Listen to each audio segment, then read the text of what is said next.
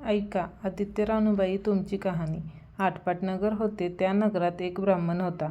तो नित्य समिधा फूल दुर्वाण आणायला रानात जात असे. तिथे नागकन्या देवकन्या वसा वसत होत्या. ब्राह्मणानं विचारलं, काय ग बायानो, कसला वसा वसताय? तो मला सांगा. तुला रे वसा कशाला हवाय? उतशील मातशील, घेतला वसा टाकून देशील. ब्राह्मण म्हणाला, उतत नाही मातत नाही, घेतला वसा टाकत नाही. तेव्हा त्या म्हणाल्या, श्रावण मास येईल तेव्हा पहिल्या आदित्यवारी मौनानं मुकुट्यानं उठावं, सचिळ वस्त्रासहित स्नान करावं, अंगोदक पाणी आणावं, विड्याच्या पानावर रक्तचंदनाची आदित्य रानूबाई काढावी, 6 रेघांचं मंडळ करावं, 6 सुतांचा तातू करावा, त्याला 6 गाठी द्याव्या, पान फूल व्हावं, पूजा करावी, पानाचा विडा, फुलाचा झेला, दशांगाचा धूप, गुळ खोबऱ्याचा नैवेद्य दाखवावा, 6 मास चाळावी, 6 मास पाळावी, मागी रथसप्तमी संपूर्ण करावं. संपूर्णाला काय करावं? गुळाच्या पोळ्या, बोटव्याची खीर, लोणकड, तूप, मेहून जेवू सांगावं. असेल तर चिरचोळी द्यावी, नसेल तर जोडगळसरी द्यावी, ती नसेल तर 2 पैसे दक्षिणा द्यावी आणि आपल्या वंशाचा उद्यापन करावा. असा वसा ब्राह्मणानं केला. त्याला सूर्यनारायण प्रसन्न झाला. भाग्यलक्ष्मी आली. तेव्हा राजाच्या राणीने ब्राह्मणाला बोलवणं थाडलं.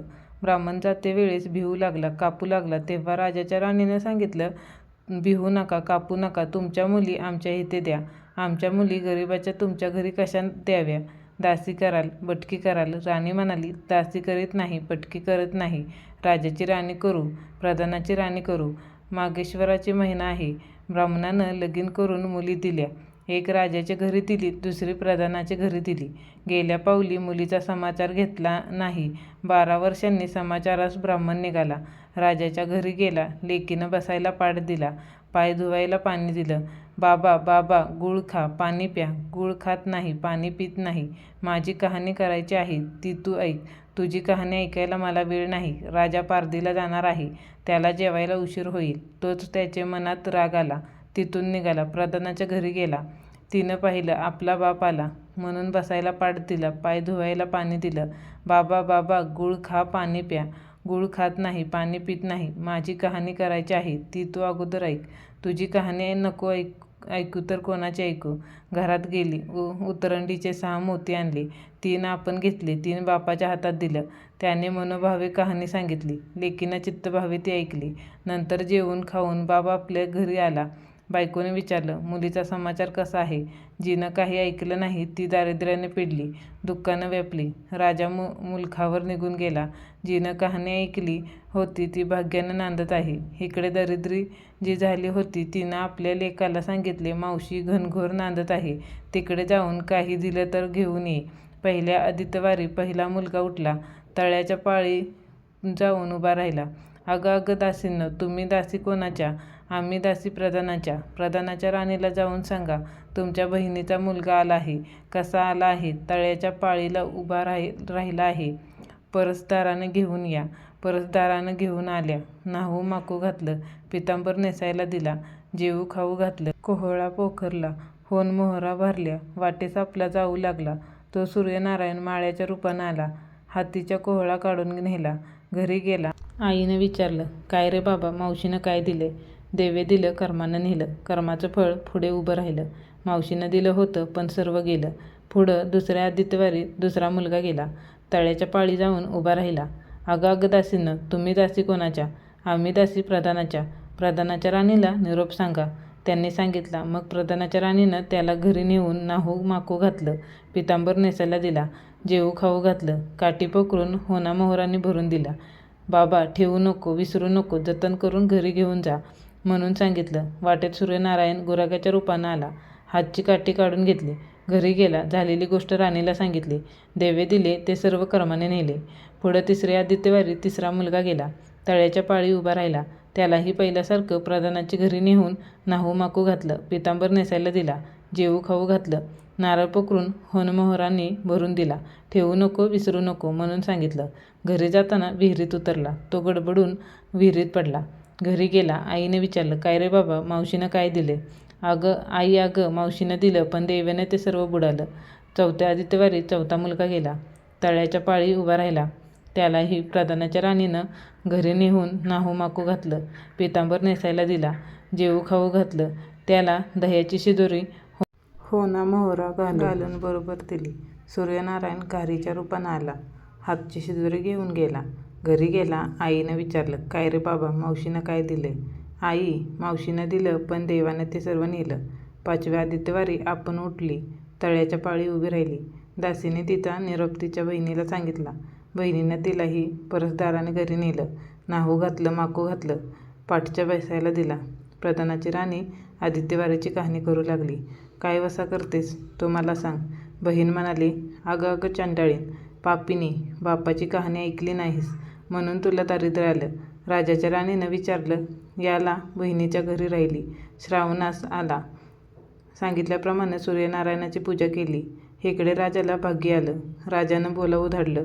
मावशी मावशी, तुला छत्र आली, चामर आली, पाईक आली, परवर आली. मला रे पापिनीला छत्र कुठले, चामर कुठले, पाईक कुठले, परवर कुठे?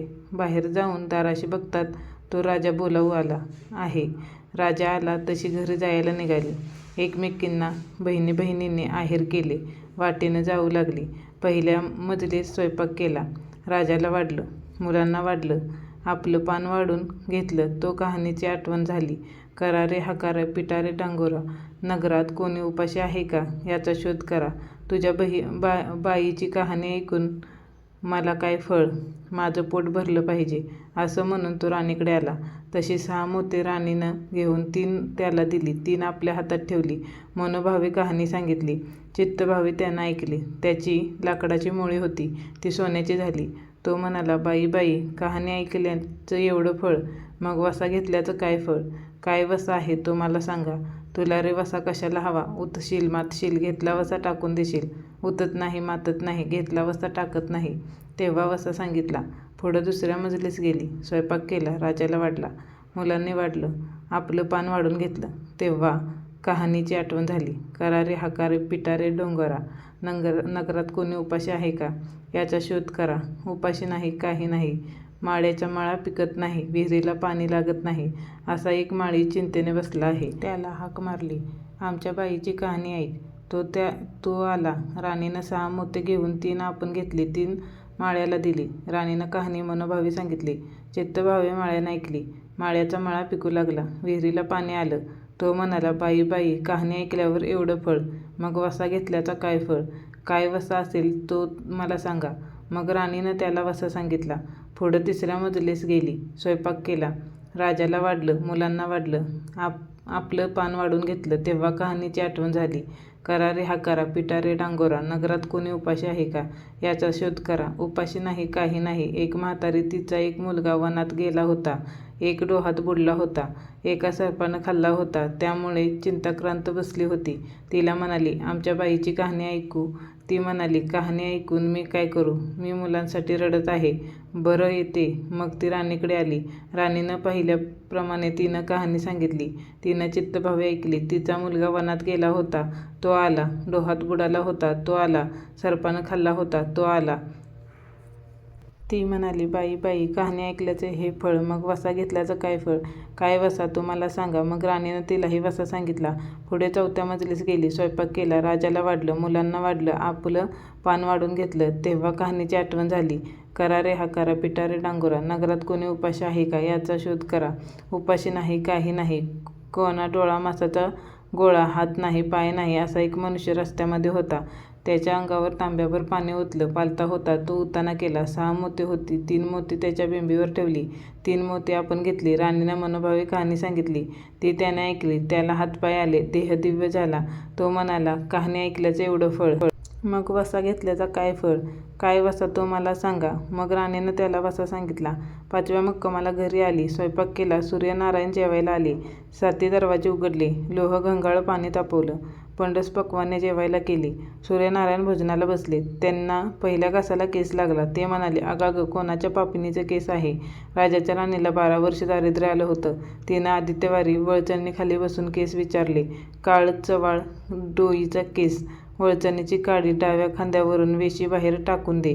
राजाच्या राणी सूर्यनारायणाचा कोप झाला तसा कोणाला होऊ नये. ब्राह्मणाला मोळी विकायला, राजाच्या राणीला, माळ्याला, म्हातारीला, कोणा डोळा मासाचा गोळा, इतक्यांना जसा सूर्यनारायण प्रसन्न झाला तसा तुम्हा आम्हा हो. ही 60 उत्तराची कहाणी 5 उत्तरे सुफळ संपूर्ण.